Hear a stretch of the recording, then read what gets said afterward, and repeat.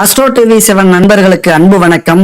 நான் உங்கள் நலம் விரும்பும் அன்பு தோழன் பேசுகிறேன். இந்த வீடியோல நம்மளை படைச்ச இந்த பிரபஞ்சத்துக்கிட்டையும் கடவுள்கிட்டையும் நமக்கு காவலா இருக்கிற குலதெய்வத்துக்கிட்டையும் எப்பொழுதுமே நம்ம கஷ்டப்படும் போது, துன்பப்படும் போது, வேதனைப்படும் போது, இந்த பூமியில ஏன் பிறந்தோம் அப்படின்னு நினைக்கும் போது, வாழ்வா சாவா நம்மளே நம்மளை மாற்றிக்கலாமா அப்படின்னு முடிவெடுக்கும் போது நம்ம குமரி வெந்து தணிந்து இந்த கேள்விகளை நம்ம கேட்போம். இறைவா ஏன் எங்களுக்கு இந்த கதி அப்படிங்கிற கேள்விகளை நம்ம கேட்போம். அப்ப நமக்கான பிரபஞ்சமும் கடவுளும் கிரகங்களும் எப்பொழுதுமே நம்ம காக்குமா, நம்மளை தூக்கி விடுமா, துன்பங்களில இருந்து மீட்குமா அப்படிங்கறத பத்திலாம் இந்த வீடியோ நம்ம தெளிவா பார்க்க போறோம். கடைசி வரைக்கும் ஸ்கிப் பண்ணாம பாருங்க. கண்டிப்பா இப்ப நம்ம வாழ்ந்துட்டு இருக்கிற நரக வாழ்க்கையில இருந்து உங்களை கண்டிப்பா மீட்டு கொடுக்கும் இந்த வீடியோ. அதுக்கு முன்னாடி உங்க கூட இந்த விஷயத்தை நான் பகிர்ந்துக்கிறேன். இது ஒரு விளம்பரம் தான். இங்க நம்ம வாழ்க்கையில எவ்வளவோ பொருட்கள் கடையில வாங்குறோம். அது கலப்படம் இல்லாம தரத்தோட நியாயமான விலையில இருக்கா அப்படின்னா அது சந்தேகம் தான். ஆனா இந்த நம்பருக்கு கான்டெக்ட் பண்ணுங்க. 9043688626. Good baby. பல விதமான பூஜை பொருட்கள் இருக்கு. பஞ்சகாவிய விளக்கு, பஞ்சகாவிய சாம்பிராணி, அகர்பத்தி, அதுபோல பஞ்சதீப எண்ணெய், இவங்க செக்குல ஆட்டின எண்ணெய்களை வச்சு தீப எண்ணெய் பயன்படுத்திட்டு இருக்காங்க. 9 விதமான பூஜை பொருட்களை கலந்து பச்சரிசியால கோலமாவு கட்டி, கோலமாவு பவுடரு, இவங்க இயற்கையான தானியங்களை வச்சு பல விதமான லட்டு செஞ்சு கொடுக்குறாங்க. இப்படி பல பூஜை பொருட்கள் இவங்கள்ட்ட இருக்கு. கடவுள் தானே அப்படின்னு கலப்படமான பொருளை நம்ம வாங்கி பயன்படுத்தும் போது அதற்கான முழு பலனை நம்ம அனுபவிக்க முடியாது. கண்டிப்பா கலப்படம் இல்லாம தரத்தோட பாரம்பரியமான முறையில செய்யப்பட்ட புதுமையான பூஜை பொருட்களும், அதுபோல பாரம்பரியமான முறையில தயாரிக்கப்பட்ட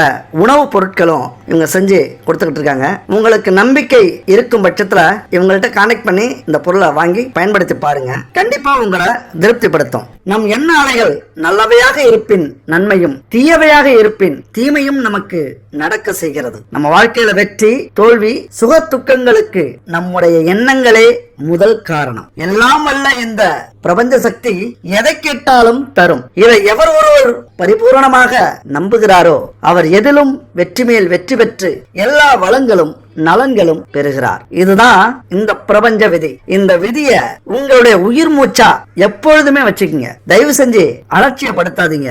நீங்க எப்படி ஒவ்வொரு செகண்டும் நம்ம மூச்சு விடுறோமோ அதுபோல இந்த விதியை உங்க மனசுல ஆழமா பதிய வச்சுக்கீங்க. பரிபூரணமா நீங்க நம்பினால் உங்கள் மனதின் ஆழத்தில் இதை பதிய வச்சுக்கீங்க. இப்ப நம்ம விஷயத்துக்கு வருவோம். இப்ப சிம்ம ராசி நண்பர்கள் சிங்கம் மாதிரி இருந்தாலும் சில கிரக அமைப்புகள் படாத பாடு படுத்திட்டு இருக்கோம். எல்லா கிரகங்களும் நல்லது செய்யறதில்ல, எல்லா கிரகங்களும் கெட்டது செய்யறதில்ல. சில நேரத்துல சில கிரகங்கள் அதிக கெடுதல்களை கொடுக்கும் போது நம்மளால தாங்க முடியறதில்ல. அப்ப கடவுள் கிட்டதான் நம்ம முறையிடுறோம், பெத்தவங்களை கூட விட்டுறோம்.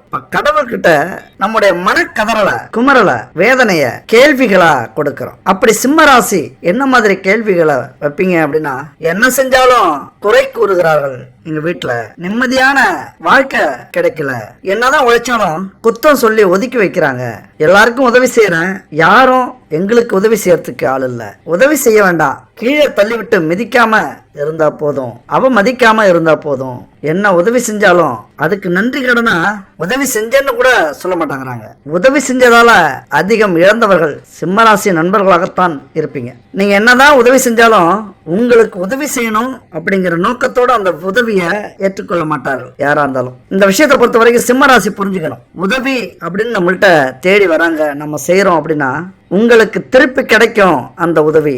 அது நல்ல விஷயமா உங்களுக்கு திருப்பி வரும் அப்படின்னு நீங்க நினைக்கவே முடியாது. அப்ப உதவி அடைஞ்சவங்க என்ன பண்ணுவாங்க, அலட்சியப்படுத்துவாங்க, நிராகரிப்பாங்க, சில நேரத்துல சூழ்நிலைக்கு ஏற்ற மாதிரி அவமானப்படுத்துவாங்க. யாரையுமே உங்களால நம்ப முடியாது. இன்னொரு கேள்வி, ஆசை, சந்தோஷம், என்னுடைய விருப்பம் எல்லாத்தையும் நான் எங்களுடைய குடும்பத்துக்காக நான் இழந்தேன், விட்டு கொடுத்தேன், ஆனா இப்ப எங்களை கைவிட்டுட்டாங்க, எங்க குடும்பமே சேர்ந்து எனக்கு துரோகம் பண்ணுது, எவ்வளவோ உதவி செஞ்சிருக்கேன், குடும்பத்துக்காக எவ்வளவோ கஷ்டப்பட்டிருக்கேன், ராவும் பகலும் என் தலையில சுமத்தப்பட்ட அவ்வளவு கடனையை நான் அடைச்சிருக்கேன், அக்கா தங்கச்சி அண்ணன் தம்பி எல்லாரும் நல்லா இருக்கட்டுமே அப்படின்னு தான் உழைச்சேன், ஆனா இன்னைக்கு எல்லாரும் நல்லா இருக்காங்க, ஆனா என் வாழ்க்கையை நான் இழந்துகிட்டு நிக்கிறேன், திரும்பி பார்த்தா என் வாழ்க்கையும் இல்ல, என்னால பலன் அடைஞ்சவங்களும் இல்ல, என்னுடைய சந்தோஷத்தையும் ஆசையையும் கனவையும் நான் புதைச்சிட்டேன், அதை தேடி பார்க்கறேன், கிடைக்கல, இப்ப நிறைய செய்யறேன், நிறைய கஷ்டப்படுறேன். அப்ப சிம்மராசி அப்படிங்கிறதுனால எந்த ஒரு ஆசை பாசமும் எங்களுக்கு இருக்க வேணாமா? உலகம் எங்களை நம்ப வேண்டாம், ஊரு நம்ப வேண்டாம், உறவுகள் நம்ப வேண்டாம், எங்க குடும்பத்திலே எங்களை நம்ப மாட்டாங்கிறாங்க. மத்தவங்களுக்காக பேசுறோம், மத்தவங்களுக்காக கஷ்டப்படுறோம், மத்தவங்களுக்காக உழைக்கிறோம், எங்க வாழ்க்கையை மத்தவங்களுக்கு மற்றவங்களுக்காக போகுதே தவிர எங்களுக்காக ஒரு உதவி செய்ய இங்க யாருமே இல்லை. இந்த சிம்ம ராசியில பிறந்திருக்கவே கூடாது. இத்தனை காலம் ஏதோ நம்பிக்கையா ஓட்டிட்டேன், இப்ப ஓய்ந்து போயிட்டேன், சோர்ந்து போயிட்டேன். இனிமே என்ன வழி?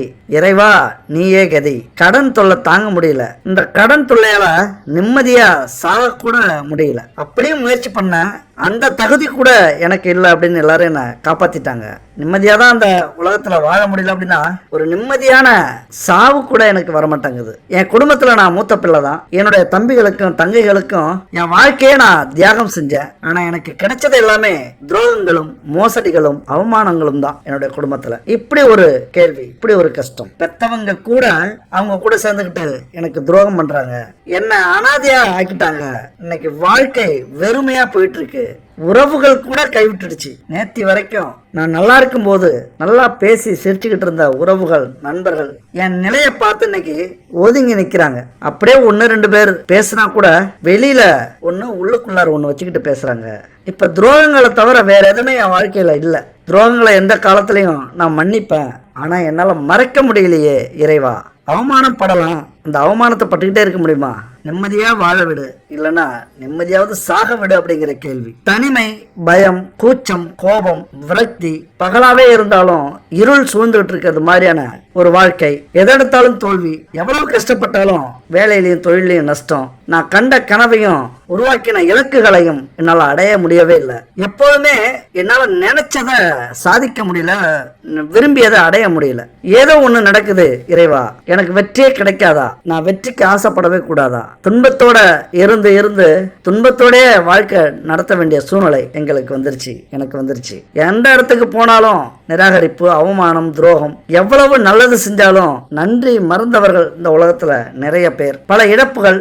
ஏன் சிம்ம ராசியா இருந்தாலும் இவங்களுக்காக நான் ஜெயிலுக்கு போனேன், இவங்களுக்காக நான் பல பேரை ஏத்துக்கிட்டேன், இவங்களுக்காக நான் இவ்வளவு தூரம் போயிட்டு வந்தேன். இப்படி பல கஷ்டங்கள், துன்பங்கள் இவங்களுக்காகன்னு அடுத்தவர்களுக்காகவே வாழ்ந்து கொண்டு இருந்திருப்பீர்கள் சிம்மராசி நண்பர்களும் தோழிகளும். முக்கியமா எந்த ஒரு பிரதிபலனும் எதிர்பாராம. ஆனா சமூகம் தான் அப்படி இருக்கு, உறவுகள் தான் அப்படி இருக்குன்னா குடும்பத்துல ஒரு நடைப்பிணமாக வாழ்ந்து கொண்டிருக்கிற சூழ்நிலை. பல கோரிக்கை, பல கேள்விகள் கடவுள் மேல. வாழவும் முடியல, சாகவும் முடியல. எவ்வளவு நல்லது செஞ்சாலும் கெட்டவன், மோசமானவன் தான் சொல்றாங்க எல்லாரும். ரொம்ப மனசு வலிக்குது. என்னைக்கு இதுக்கு முடிவு வருமோ? கொஞ்சம் கூட வாழ்க்கையில எந்த ஒரு பிடிப்புமே இல்ல.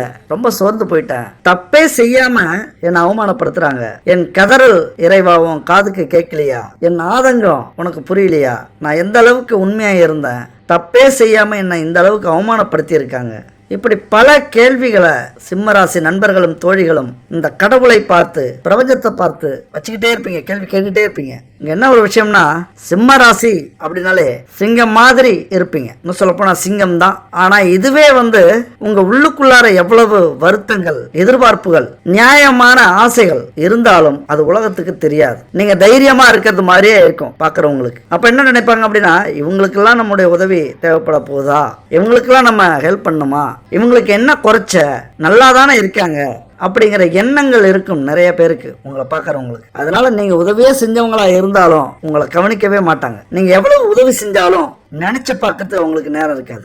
உங்களுக்கு அவங்க தேவைப்படவே மாட்டாங்க. அதே நேரத்துல இந்த உதவி செய்யறது, உழைக்கிறது, அடுத்தவங்களுக்காக இழக்கிறது, இது எதை நீங்க செஞ்சாலும் உங்க வாழ்க்கையில எதிர்பார்ப்பு இல்லாம செய்யுங்க. உங்களுக்கு அந்த புண்ணியமோ அல்லது அந்த உதவியோ உங்களுக்கு திரும்பி கிடைக்கும் அப்படின்னு நினைச்சுக்கிட்டு சிம்மராசியை பொறுத்த வரைக்கும் செய்யாதீங்க. யாரு வேணாலும் உங்களை கைவிடட்டும். இந்த உலகத்தில் உள்ள மக்கள் கைவிட்டாலும் இந்த பிரபஞ்சத்தின் கை உங்களை தாங்கி பிடிக்கும். 1000 கைகள் கைவிட்டாலும், கை கழுவினாலும் உங்களுக்கு இந்த ஈஸ்வரனின் கை எப்பொழுதுமே உங்களை நோக்கியே இருக்கும். நீங்க என்னைக்கு வேணாலும், எப்ப வேணாலும் அவரது கையை தொட்டு கரை சேரலாம். உங்களுக்காக காத்துட்டு இருக்காரு, அவ்வளவுதான். யாருமே இல்லைன்னாலும் உங்களுக்காகவே காத்து கொண்டிருக்கிறது இந்த பிரபஞ்சம். பிரபஞ்சம் என்ன தெரியுமா சொல்லுது?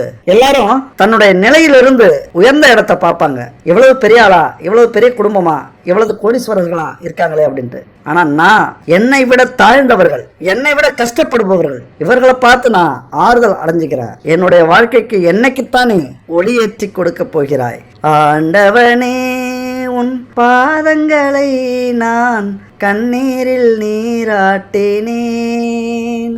இந்த ஓர் உயிரை நீ வாழ வைக்க என்று உன்னிடம் கையேந்தினேன் முருகையா. இப்படி இறைவனிடம் கையேந்தி கொண்டிருக்கிறீர்கள். இந்த பாட்டை நான் துன்பப்படுற நேரத்தெல்லாம், நான் சோர்வடைகிற நேரத்தில் எல்லாம் இந்த பாட்டை கேட்பேன். எனக்கு ரொம்ப ஆறுதலா இருக்கும். கண்டிப்பா கடவுள் கைவிடுவாரா அப்படின்னா கைவிட மாட்டார். ஏன்னா உங்களுக்கு பிரபஞ்சம் கை கொடுக்க தயாராக இருக்கிறது. கவலைப்படாதீங்க. பிரபஞ்சம் இப்ப இதுதான் சொல்லுது, அல்லது கடவுள் இததான் சொல்றார். எப்பொழுதுமே ஒரு உண்மையை நீங்க புரிஞ்சுக்கணும். இந்த கஷ்டங்களை எல்லாம் அனுபவிக்கத்தான் நம்முடைய பிறவியே முதல்ல ஆரம்பிச்சிருக்கு. இந்த பூமியில வந்த வேலையே அதுதான். எப்பொழுதுமே நம்மளுடைய பிறப்பு எதுன்னா முன் ஜென்ம வினைகளை தீர்க்கத்தான் இப்ப நம்ம பிறந்திருக்கோம். அப்ப பிறந்ததால கஷ்டங்களை மட்டும்தான் கொடுக்குதா அப்படின்னா நாம செஞ்ச புண்ணியங்களும் இருக்குல்ல, முன் ஜென்மத்திலேயோ அல்லது பெற்றோர்கள் முன்னோர்கள் மூலியமா நடந்த புண்ணியங்கள் இருக்குல்ல. ஒரு மனுஷன்னா கெட்டவனாவே வாழ்ந்திருப்பானா, அல்லது நம்ம கெட்டதாவே செஞ்சிருப்போமா? இல்ல. ஆனால் நமக்கு வரக்கூடிய பாவங்கள் எது தெரியுமா? கெட்டதுக்கான பலன் முன்னாடி வரும், நல்லதுக்கான பலன் பின்னாடி வரும். இதுதான் உண்மை. இந்த விதியை நீங்க புரிஞ்சுக்கணும். அப்ப இந்த கஷ்டங்களை கொடுத்து கொண்டிருக்கும் கடவுள் நீங்க நம்பிக்கை வைக்கிற நேரத்துல அப்படியே தூக்கி விடுவார் பாருங்க. கை கொடுப்பார். ஒரு கை உங்களை நோக்கி நீளும். அந்த கை சொல்லுது, கவலைப்படாதே, நீ மாறப்போகிறாய், உன் வாழ்க்கை மாறப்போகிறது, புது வாழ்க்கையை அனுபவிக்க போகிறாய், தைரியமாக இரு, ஜெயிக்க போகிறாய். அன்னைக்கு நீ என்ன புரிஞ்சுப்ப. இந்த கர்ம வினையெல்லாம் தீர்த்து நீ ஜெயிக்கிற அன்னைக்கு நான் இருக்கேன் என்று புரிந்து கொள்வாய், புரிந்து கொள்ள முயற்சி செய்வாய். அன்று பேச முடியாமல் தவிப்பாய், என்னை தேடி அலைந்து ஓடி வருவாய், ஆனந்தத்தில் என்னை பார்த்து அழுது விடுவாய். இன்று வடிக்கும் கண்ணீரை விட, துன்பத்தால் வடியும் கண்ணீரை விட ஆனந்த கண்ணீரை பெருக்கெடுத்து நான் ஓட செய்வேன். கவலைப்படாதே. நண்பர்களே, இந்த பிரபஞ்சம் பேசுகிறேன், உங்களை படைத்த இறைவன் பேசுகிறேன். கவலைப்படாதீர்கள். நினைத்து பாருங்கள், உங்களை பூமியில படைச்சதே நான் தான். உங்களை தோற்க விடுவேனா?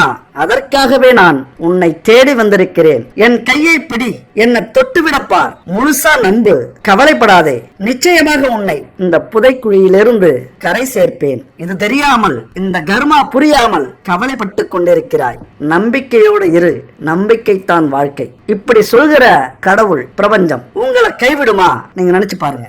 யாரையுமே நீங்க நம்ப வேண்டாம். நம்மை படைத்த பிரபஞ்சத்தை நம்புங்க. நம்ம பெத்தவங்க நமக்கு துரோகம் என்னைக்குமே செய்ய மாட்டாங்க. 1000-1 துரோகம் செய்பவர்களாக இருப்பார்கள். அது அவர்களுடைய கர்ம வினை. 999 பேர் பெத்தவங்க அல்லது பிள்ளைகளுக்கு துரோகம் நினைக்கவே மாட்டாங்க. அதை விட 1000 மடங்கு உயர்ந்த கடவுள் பிரபஞ்சம் நம்மளை கைவிடுமா?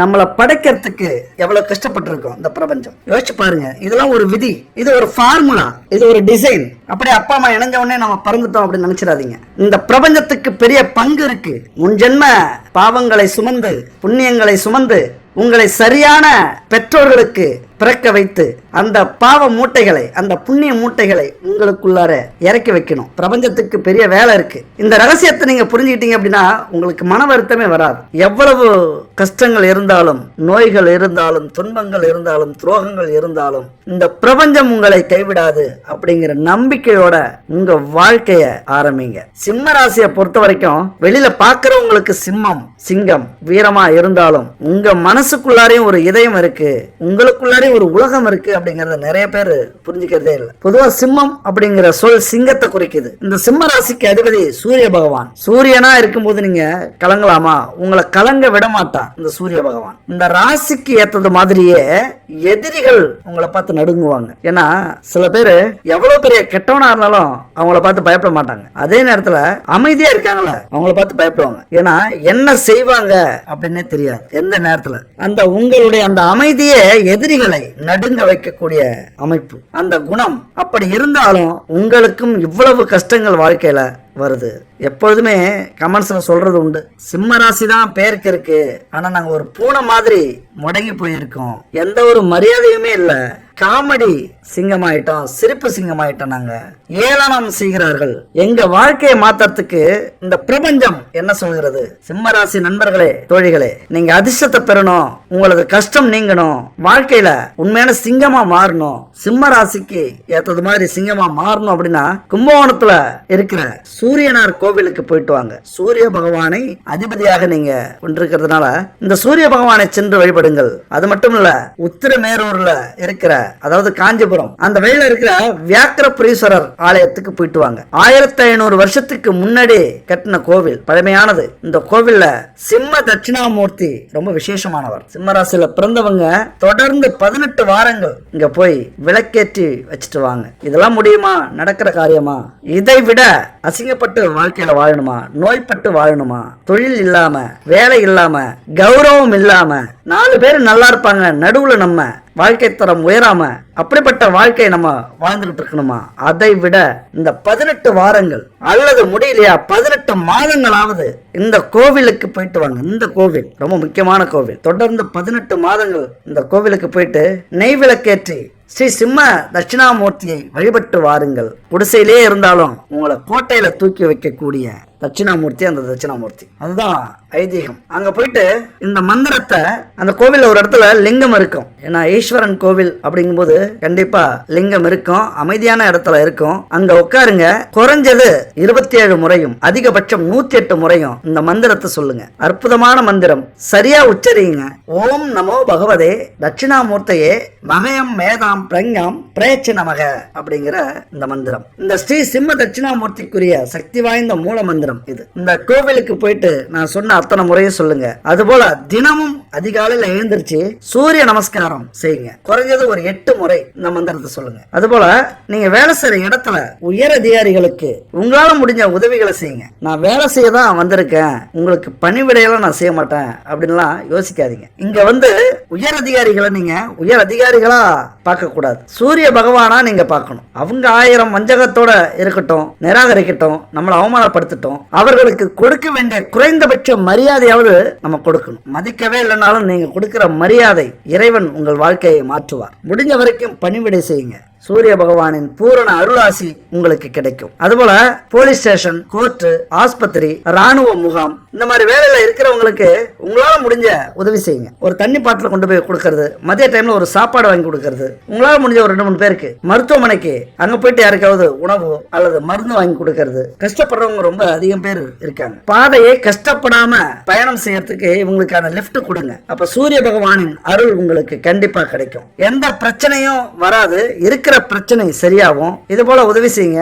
அடுத்த பார்த்தோம்னா, சூரியன் எப்படி எல்லாத்துக்கும் மையமா இருக்கோ அது போல பூமியினுடைய மையம் திருவண்ணாமலை தலம் தான் அப்படின்னு ஸ்காந்த புராணம் சொல்லுது. சிவனே மலையாகவும் மலையை சிவமாகவும் பிரிக்க முடியாதபடி விளங்குகிறது அங்கு. அப்ப பூலோகத்தில் சூரியனுக்கு நிகரான ஒரு தலம் அப்படின்னா அது திருவண்ணாமலை தான். நிறைய பேர் நம்ம எங்கெங்கயோ போவோம், வடநாட்டுக்கெல்லாம் போவோம். ஆனா உண்மையா தமிழர்கள் கொடுத்து வைத்தவர்கள், முக்கியமா சிம்மராசி நண்பர்கள் மிக மிக கொடுத்து வைத்தவர்கள். நீங்க சூரிய பகவான 1000 முறை வணங்குவதும் 1000 நாட்கள் வணங்குவதும், இந்த திருவண்ணாமலை கிரிவலத்தை ஒரு நாள் சுத்தி வர்றதும் ஒண்ணு. அவ்வளவு அற்புதமான இடம் அந்த இடம். அத்தனை ஞானமும் உங்களுக்கு கிடைச்சிடும். ஒரு பரவசம் தோன்றும். திருவண்ணாமலைக்கு ஒரு முறையாவது போயிட்டு வாங்க. சிம்மராசி அப்படின்னா சூரிய பகவானுக்கு நிகரான ஒரு இடம். மலையே சிவனாக இருக்கிறது. அந்த மலையை சுத்தி வந்தா போதும். உங்க வாழ்க்கையில ஏமாற்றம் கடந்த முன்னேற்றம் அடைய திருவண்ணாமலையை வணங்கி வாருங்கள். உங்களுடைய எதிர்காலம் சிறப்பா இருக்கும். அது மட்டும் இல்ல, சூரியன் அப்படின்னா தந்தை, சந்திரன் அப்படின்னா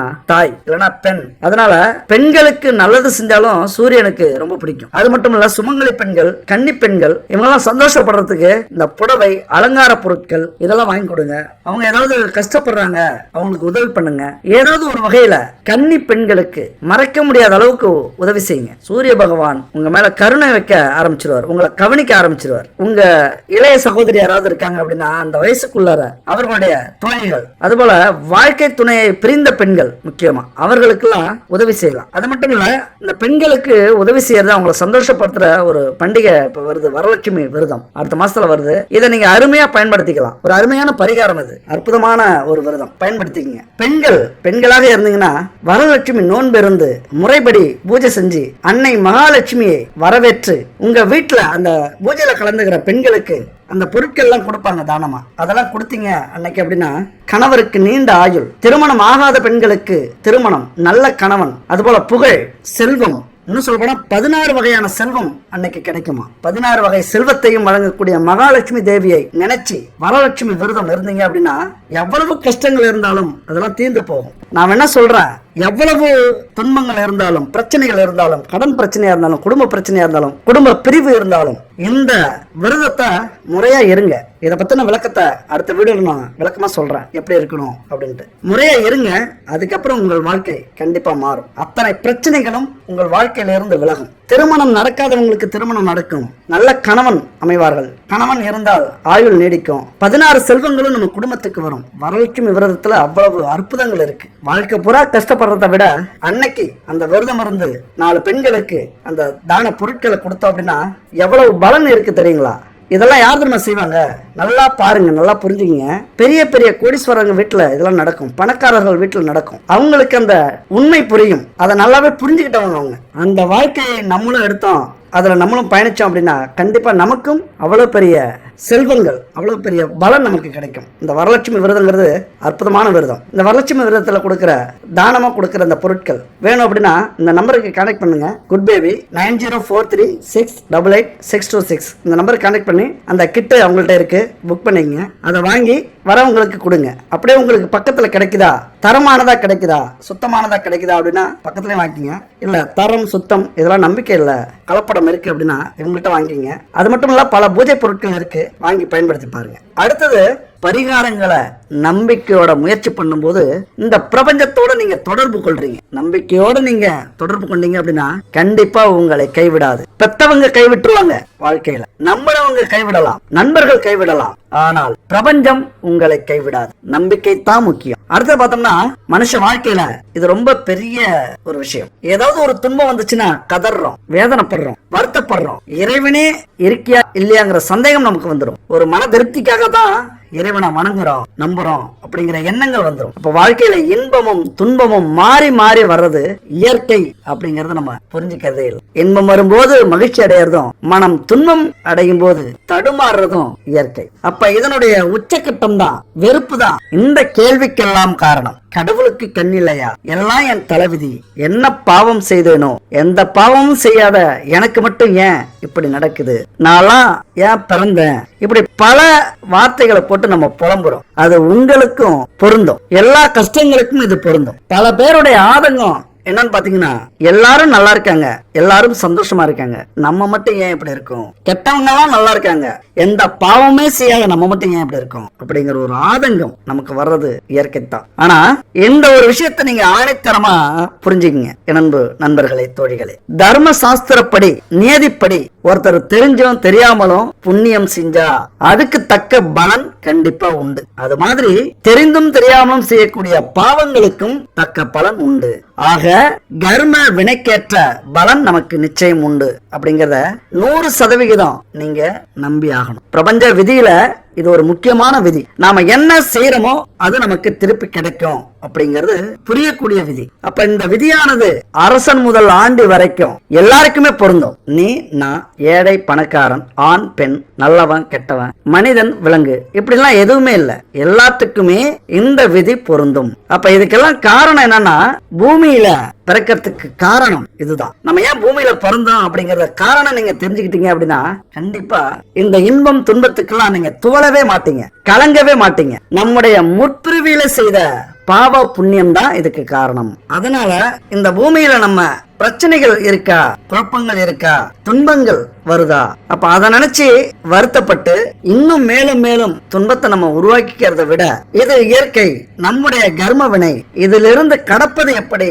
அப்படின்னு யோசிக்கிறது தான் புத்திசாலித்தனம். இப்ப அதுதான் நீங்க செஞ்சாகணும். இவ்வளவு கஷ்டங்கள் இருக்கு சரி, ஆனா அதுக்கான தீர்வை உடனே நீங்க கண்டுபிடிக்க தயாராகணும். அந்த துன்பத்திலே நம்ம உழல ஆரம்பிச்சிடக்கூடாது. அப்ப கண்டுபிடிச்ச உடனே டக்குன்னு செயல்பட ஆரம்பிச்சிட்டீங்க, செயல்படுத்தினீங்க அப்படின்னா இதுல இருந்து நம்ம விலக ஆரம்பிச்சிடலாம். கொஞ்சம் கொஞ்சமா விலகிறத உங்க கண்ணு முன்னாடி நீங்களே பாப்பீங்க. என் நண்பர்களே, ஒரு மனுஷன் அல்லது நாம இந்த பூமியில பிறக்கிறதுக்கு காரணம் முற்பிறவில செய்த பாவ புண்ணியம் தான் காரணம். அதை அனுபவிக்கத்தான் நம்ம இந்த பூமியில பிறந்திருக்கோம். ஏன்னா அந்த குறை இருந்துகிட்டே இருந்ததுன்னா நம்முடைய ஆத்மா அடுத்த பிறவி எடுத்து அந்த பாவ புண்ணியங்களை சரி செய்யக்கூடியது. அதனாலதான் நம்ம பூமியிலே பிறக்கிறோம். அதனாலதான் நம்ம பூமிக்கு இன்னொரு பேர் இருக்கு, தர்ம கர்ம அப்படிங்கிற பேர். ஒரு ஆத்மா தன்னுடைய கர்ம சொத்தாக எதை நினைக்குது அப்படின்னா, சொத்து, காமம், செல்வம், இதுல புண்ணியங்களோ பாவங்களோ இந்த மூன்றாலதான் நமக்கு கர்ம வினைகள் தொடருது. அப்ப இந்த மூணும் எதனால வருது? நம்முடைய முற்பிறவியால அல்லது நம்முடைய தந்தை தாய் வழி கர்ம வினை, இவர்களாலே நமக்கு இந்த கர்ம வினை ஏற்படும். அதனாலே நம்ம கஷ்டப்பட வேண்டியது இருக்கும், துன்பப்பட வேண்டியது இருக்கும், அந்த வினை கடனை அடைக்க வேண்டியது இருக்கும். இதை நீங்க ஆழமா தயவு செஞ்சு புரிஞ்சுக்கணும். அப்ப புரிஞ்சுக்கிட்டீங்க அப்படின்னா உங்க வாழ்க்கையில எவ்வளவு பிரச்சனைகள், எதிர்ப்புகள், நஷ்டங்கள், கடன்கள், பிரிவினைகள், விபத்துகள், ஏளனங்கள், அவமானங்கள், நோய்கள், துன்பங்கள், துயரங்கள், இது எல்லாமே எதுக்கு வருது அப்படின்னு புரிஞ்சுப்பீங்க. இந்த கர்ம வினை தாக்கத்தால் வருது. அந்த கர்ம வினையை எப்படி நம்ம சரி செய்யறது அப்படின்னு முயற்சி பண்ணுவீங்க. அப்ப இறைவன் நம்மள இந்த துன்பத்தை அனுபவிக்கிறதுக்கு மட்டும் விட்டுறல, இந்த பூமியில இந்த துன்பத்துக்கான விடிவு காலத்தையும் ஏற்படுத்தி கொடுத்து இருக்கிறார் பிரபஞ்சத்தால. எப்படின்னா பல கிரகங்களை உருவாக்கி உங்களுடைய கர்ம வினையை தீர்ப்பதற்கான பணியை பல கிரகங்களுக்கு கொடுத்திருக்கிறார். அப்ப அதனாலதான் இந்த பரிகாரங்கள் அப்படிங்கிறது ரொம்ப ரொம்ப நம்ம வாழ்க்கையில முக்கியம். பல பேர் சொல்லுவாங்க, விதிதான், அதை மாத்தறதுக்கு எவ்வளவு பெரிய பரிகாரங்களாலும் முடியாது, பரிகாரங்கள்லாம் போய் அப்படின்னு சொல்லுவாங்க. ஏன்னா ஒரு மனுஷனுக்கு கஷ்டம் கொடுக்கிற இறைவன் அந்த கஷ்டத்துக்கான தீர்வை கொடுத்தாதானே அவன் இறைவன். இல்லனா மனுஷ வாழ்க்கையில கஷ்டமே வராது. உண்மையா? மனுஷ வாழ்க்கையில கஷ்டமே வராது. சந்தோஷமாவே இருந்துட்டு சந்தோஷமாவே இறந்துருவாங்க. அப்ப கஷ்டங்களை எப்படி கர்மா மூலியமா கொடுக்கிறாரோ அதுபோல அந்த கஷ்டங்களுக்கான பரிகாரத்தையும் கொடுத்திருக்கிறார். இதெல்லாம் தீர்க்கத்தான் பரிகாரம். கர்ம வினை நீங்க நம்ம சாஸ்திரத்துல, புராணங்கள்ல, இதிகாசங்கள்ல நிறைய சொல்லி இருக்காங்க. அந்த வகையில பார்த்தோம்னா கர்ம வினை பாதிப்பு நம்முடைய ஜாதகத்துல எந்த வகையில தொடருதோ அதை தெரிஞ்சுக்கிட்டு அதுக்கேற்ற கிரகங்களுக்கு நம்ம பரிகாரங்களை செய்யும் போது கண்டிப்பா நம்மளால அந்த பிரச்சனையில இருந்து, கர்ம வினையில இருந்து மீள முடியும். இத முதல்ல நீங்க நம்பணும். முதல்ல இங்க நிறைய பேர் கடவுள், பிரபஞ்சம், நமக்கு மேல ஒரு சக்தி இருக்கு அப்படிங்கறதே நம்புறதில்ல. நம்ம ஏதோ ஆகாயத்திலிருந்து நம்ம குதிச்சிட்டோம் அப்படி இருந்தா கூட அந்த ஆகாயம் தான் பிரபஞ்சம். நீங்க எப்படி எந்த வேரின் நுனிய பிடிச்சாலும் அங்க இருப்பது இறைவன் தான். அந்த வகையில பார்க்கும்போது எந்த அளவுக்கு உங்க வாழ்க்கையில கஷ்டங்கள் அப்படிங்கறது ஒரு விஷயம் இருக்கோ அதற்கான பரிகாரங்களும் உண்டு, அதற்கான தீர்வுகளும் உண்டு. அப்ப உங்களுடைய சாதனைகள், முயற்சிகள், அடுத்தவங்களுக்கு செய்யற உதவிகள், இதனால உங்களுக்கு தங்க பதக்கம் கிடைக்குமா, விருது கிடைக்குமா அப்படின்னா கண்டிப்பா கிடைக்காது. என்னதான் நம்மள பெருமையா பார்த்தாலும் நம்ம எப்ப வீழ்வோம், நம்மளுடைய வாழ்க்கை எப்ப வீழும் அப்படின்னு தான் நிறைய பேர் காத்துக்கிட்டு இருக்காங்க. அப்ப உங்களை முன்னேறவே விட மாட்டாங்க. நீங்க முன்னேறணும் அப்படின்னா நண்பர்களை விட, உறவினர்களை விட, கூட பிறந்தவங்களை விட, கூட வேலையிலயோ தொழிலையோ இருக்கிறவங்களை விட தோல்விகளை பயன்படுத்துங்கள், தோல்விகளோட கலந்துரையாடுங்கள், தோல்வியை துணையா வச்சுக்கோங்க. சிம்மராசியை பொறுத்த வரைக்கும் சூரியன் அப்படின்னா நீங்க தான் அடுத்தவங்களை கவனிக்க முடியும், உதவி செய்ய முடியும், பழக முடியும். உங்க கூட அல்லது உங்கள் அருகில அல்லது உங்க பக்கத்துல யாரும் வரமாட்டாங்க. உங்களை பார்த்தா ஒரு பயம். அதனால தோல்விகளை பயன்படுத்திக் கொள்ளுங்கள், துணையா வச்சுக்கோங்க, அனுபவமா வச்சுக்கோங்க. அது மாதிரி பிரார்த்தனைகள், சடங்குகள், பூஜைகள் இதெல்லாம் உங்க வாழ்க்கைக்கு ரொம்ப முக்கியமானது. பல பேர் நான் எதுக்கு கடவுளை நம்பணும் அப்படின்னு மேலோட்டமா இருப்பீங்க. தயவு செஞ்சு அப்படி இருக்காதீங்க. எல்லாத்துக்குமே ஒரு அர்த்தம் உண்டு, ஒரு காரணம் உண்டு, ஒரு முடிவு உண்டு, ஒரு ஆரம்பம் உண்டு. எதுவுமே ஏனோ தானோ அப்படின்லாம் இல்ல. இறைவனை கண்டிப்பா சிம்மராசி நண்பர்கள் நம்புங்க. கொஞ்சம் இறங்கி வாருங்கள், விட்டு கொடுத்து போங்க. சொல்ல வேண்டியதில்லை. உங்களுக்கு 30 வயசுல 50 வயசு அனுபவம் உங்களுக்கு வந்துடும். 30 வயசுல 50 வயசு வாழ்க்கையை நீங்க வாழ்ந்துருவீங்க. அந்த படிப்பினை உங்களுக்கு கிடைச்சிடும். அடுத்தவங்களை விமர்சனம் செய்ய மாட்டீங்க, அடுத்தவங்களை கஷ்டப்படுத்த மாட்டீங்க. உங்களுக்கு இருக்கிற அதே கஷ்டம் அடுத்தவங்களுக்கு இருக்கும் அப்படிங்கறத முழுமையா நீங்க நம்ப ஆரம்பிச்சிருவீங்க. அதனால நீங்க செய்ய வேண்டிய நியாயமான, நேர்மையான, ஆன்மீகத்தனமான விஷயங்களை செஞ்சுக்கிட்டே இருங்க. யாரும் உங்களுக்கு உதவி பண்ணுவாங்கன்னு எப்பொழுதுமே எதிர்பார்க்காதீங்க, புலம்பாதீங்க. ஒரு பெருந்தன்மையாக இருந்து விடுங்கள். அடிக்கடி உணர்ச்சி வசப்படுவீங்க. சூரியனை பார்த்தா சில இடத்துல நெருப்பு குழம்புகள் அதிகமா அசைய ஆரம்பிக்கும், அப்பப்ப பொங்கும், அப்பப்ப கொதிநிலை அடையும், அப்பப்ப வெடிக்கும். அது போல எல்லாமே உங்களுக்கு உண்டு, உங்களுக்குள்ளார உண்டு. அப்ப உணர்ச்சி வசப்படக்கூடிய நேரத்திலாம் அந்த தியானம், யோகா, ஆன்மீக பயணம் எல்லாமே உங்களுக்கு தெரியும் அப்படிங்கிறது மாதிரி நீங்க நடந்துப்பீங்க. அப்படி நடக்கும்போது எந்த பிரச்சனைகளும் உங்களை அண்டாது. எவ்வளவு முயற்சி பண்ணாலும் கடன் குறையாம வளர்ந்துகிட்டே இருக்கு. கழுத்தை நெரிக்கிற கடன் இருக்கு, கடன் பிரச்சனையில சிக்கி தவிக்கிறோம், அதிலிருந்து மீள முடியல அப்படின்னு தவிக்கிறவங்களுக்கு இந்த பரிகாரம் அருமையா வேலை. ஒரே ஒரு விளக்கு பரிகாரம் தான். இதை செஞ்சாலே போதும். கடன் தீர்க்கும் பரிகாரங்கள்ல மிகவும் சக்தி வாய்ந்த பரிகாரம் இது. என்ன பண்றீங்க, திங்கட்கிழமை இரவு, அதாவது படுக்கிறதுக்கு முன்னாடி 27 மிளகுகளை எடுத்து ஒரு வெள்ளை துணியில முடிச்சு தலையணைக்கு அடியில வச்சு படுத்துக்குங்க. யாரு பேர்ல அதிக கடன் இருக்கோ அவங்க இந்த பரிகாரத்தை செய்யும். இந்த மிளகு முடிச்ச செவ்வாய்க்கிழமை காலையில எழுந்திருச்சு குளிச்சுட்டு வீட்டுல தீபம் தூபம் இதெல்லாம் செஞ்சு அந்த முடிச்ச கடவுள் முன்னாடி வச்சு நீங்க என்ன நினைச்சு வேண்டுகிறீங்களோ, எந்த பிரச்சனை தீரணுமோ, எந்த கடன் தீரணுமோ, யாருக்கு நீங்க எவ்வளவு பணம் கொடுக்கணுமோ அது தீரத்துக்கான வேண்டுதலை வைங்க. இறைவா, எனக்கு சரியான நேரத்துல இவர்கிட்ட இருந்து கடனை வாங்கி கொடுத்தீங்க, அதுக்கு ரொம்ப நன்றி. அவருக்கும் பெரிய நன்றியை நான் செலுத்துறேன். அதே நேரத்துல எனக்கு இந்த கடனை அடைக்க முடியல, அதற்கு ஒரு வழியை காட்டு. நான் நல்லா இருக்கணும்னு கொடுத்த அவருடைய மனசை கஷ்டப்படுத்தாம அந்த நன்றி உணர்வோட அவருடைய கடனை தீக்கிறதுக்கு ஒரு வழியை காட்டு.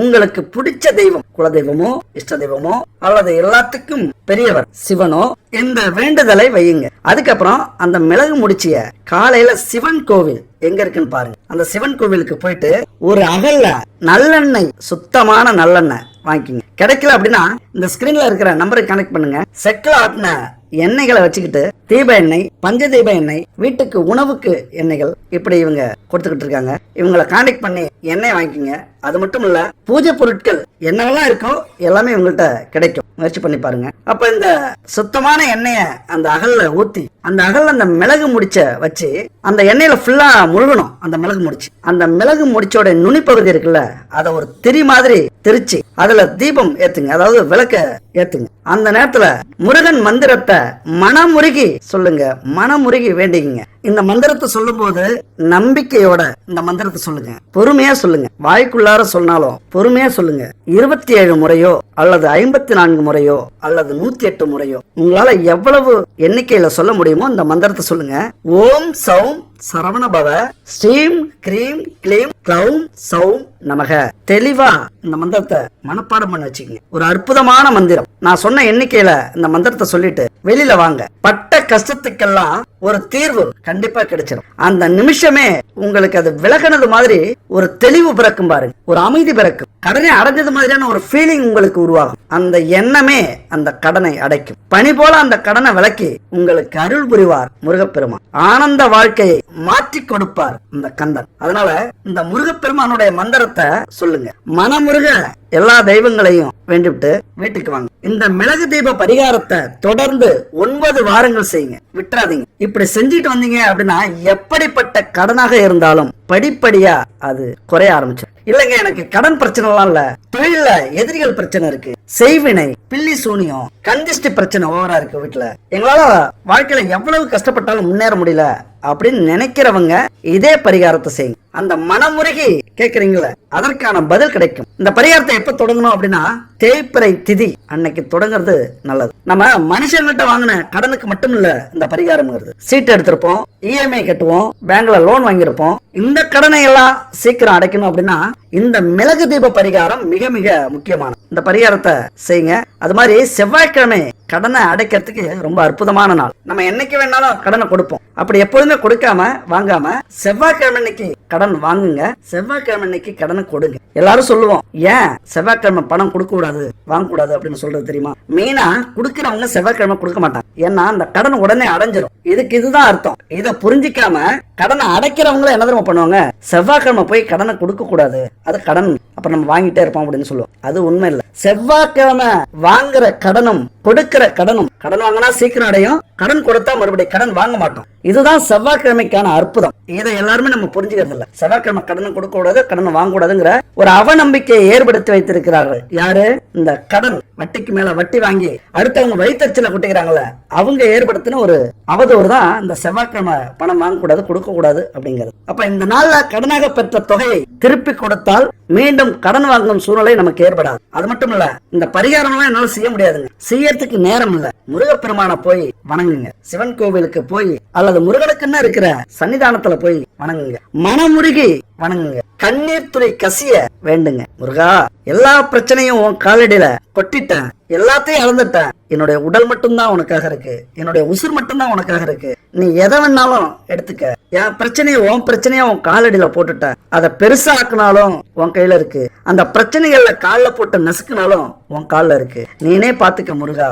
மனமுருகி வேண்டி வாருங்கள். மனமுருகி வேண்டிக்கிட்டு இருந்த உங்களை 2 கை அப்படியே தூக்கி விட்டா இப்படி இருக்கும். அந்த உணர்வை ஏற்படுத்துவா. இந்த பரிகாரத்தை தொடர்ந்து செய்யுங்க. முழுசா நம்பினீங்க அப்படின்னா எந்த ஒரு பிரச்சனையுமே முருகனுக்கு முன்னாடி நிக்காது. இப்ப நம்ம 2 பிரச்சனையை பார்த்தோம். கடன் பிரச்சனை ஒண்ணு, அடுத்தது வேலை பிரச்சனை ஒண்ணு இப்படி பார்த்தோம். இன்னொரு முக்கியமான பிரச்சனை குடும்ப பிரச்சனை. இந்த பிரச்சனையினாலும் நம்மளால நிம்மதியா இருக்க முடியாது. பெரிய ஆளெல்லாம் வேணாங்க, கோடி கோடிய பணம் எல்லாம் வேணாம். வீட்டுல ஒரு மணி நேரம் நான் நிம்மதியா இருப்பேனா? எல்லாத்தையும் மறந்துட்டு என்ன மதிப்பாங்களா? என்னுடைய வேதனையை யாராவது புரிஞ்சுக்குவாங்களா? அந்த காலகட்டம் வருமா அப்படின்னு ஏங்கி தவிக்கிற நண்பர்களும் தோழிகளும் நிறைய பேர் இருக்கீங்க. கணவன் மனைவி பிரச்சனை, பண கஷ்டம், வேலையில மன அழுத்தம், கடன் தொல்லை, காதல் தோல்வி, தேர்வுல தோல்வி, பாலியல் பிரச்சனை, 3வது நபரால நம்ம குடும்பத்துல பிரச்சனை. இந்த 3வது நபரால வரக்கூடிய பிரச்சனை ரொம்ப பெருசு. எதை வேணாலும் நம்ம தாங்கிப்போம். ஆனா அது ஒரு அவமானமா, அசிங்கமா, நம்மளே நம்மள தாழ்வா நினைக்கக்கூடிய ஒரு பிரச்சனை. அதனால தற்கொலை அல்லது கொலை, தன்னையே வருத்திக்கிறது, காயப்படுத்திக்கிறது, இப்படி பல காரணங்கள் இருக்கு. நம்ம நேர்மையா வாழ்ந்தாலும் சில நேரத்துல குடும்பத்தாலும் சமூகத்தாலும் துயரங்களுக்கு ஆளாகிறோம். அதுக்காக நம்மளே தண்டிச்சுக்கிறோம். ஆழமா யோசிச்சோம் அப்படின்னா இதற்கான தீர்வு உண்டு. இங்க பொறுமை ரொம்ப முக்கியம். என்ன பிரச்சனை நடந்தாலும் ஒரு மணி நேரம் அமைதியா இருங்க. அந்த 1 மணி நேரம் தான் உங்க அடுத்த கட்ட வாழ்க்கை. அந்த 1 மணி நேரத்தை கடந்துட்டீங்க அப்படின்னா உங்க வாழ்க்கையில எல்லாமே புரிஞ்சிடும். அந்த 1 மணி நேரம் கடக்கிறது அவ்வளவு சாதாரண விஷயம் இல்ல. இந்த தற்கொலை செய்யறவங்க எல்லாம் அல்லது உங்களே வருத்திக்கிறீங்களா, ஏதாவது அடிக்கிறது, தலையால முட்டிக்கிறது, மைண்ட் டார்ச்சர் ஆகிறது, கோவப்படுறது, ஆக்ரோஷப்படுறது, நம்ம கோவப்படுறதுனால அடுத்தவங்களை திட்டுறது, தாக்குறது. அப்ப இந்த தவறால காலம் முழுவதுமே அவமானம், உற்றார் உறவினர், குடும்பத்தை இழக்கிறது அல்லது குடும்பத்தை விட்டு வெளியூர்ல போய் வாழ்றது, இப்படி துயரங்களுக்கு மேல் துயரத்தை நம்ம அனுபவிக்கிறோம். நம்ம வாழ்க்கையில எவ்வளவு மனக்கோட்டை கட்டியிருப்போம், எவ்வளவு கனவு கண்டிருப்போம். நாம பிறக்கும் போது நம்ம அப்பா அம்மா காண்கின்ற கனவு, நாம குழந்தை பெத்துக்கும் போது நாம காண்கின்ற கனவு, கோட்டை, இதெல்லாம் கட்டி வச்சாலும் ஏதோ ஒரு பிரச்சனையில கோபத்துல தற்கொலை பண்ணிக்கிறோம் அல்லது அடுத்தவங்களை கொலை பண்றோம். இங்க என்ன விஷயம்னா நம்மளை ஈண்டோருக்கும் நம்மளை சார்ந்தோருக்கும் தாங்க முடியாத இழப்பு ரொம்ப இது பெருசு. கண்ணதாசன் சொன்னது மாதிரி வாழ நினைத்தால் வாழலாம், வழியா இல்லை பூமிகள். அந்த 1 மணி நேரம் யோசிங்க. எவ்வளவு பெரிய கோபம் இருந்தாலும் சரி, இந்த உலகமே உங்களை அவமானப்படுத்திருச்சா, அந்த அவமானத்தை உங்களால தாங்க முடியலையா, அவ்வளவுதான் வாழ்க்கை அப்படின்னு நினைக்கிறீங்களா? அந்த 1 மணி நேரம் உங்கள் வாழ்க்கையை மாற்றும். பார்க்க தெரிந்தால் பாதை தெரியும், பார்த்து நடந்தால் பயணம் தொடரும், பயணம் தொடர்ந்தால் கதவு திறக்கும், கதவு திறந்தால் காட்சி கிடைக்கும், காட்சி கிடைத்தால் கவலை தீரும், கவலை தீர்ந்தால் வாழலாம், வாழ நினைத்தால் வாழலாம், வழியாயில்லை பூமியில், ஆழக்கடலும் சோலையாகும், ஆசை இருந்தால் நீந்தி வா. அதனால எத்தனை துன்பங்கள் வந்தாலும், எத்தனை துரோகங்கள் நடந்தாலும், எத்தனை கர்ம வினைகள் நம்மளை தாக்கினாலும் தடைக்கற்களை உடைச்சு எரிஞ்சுக்கிட்டு மேல வாங்க. இந்த வாழ்க்கை வாழ்வதற்கே. அடுத்த ஒரு அற்புதமான வீடியோல சந்திப்போம். நன்றி, வணக்கம்.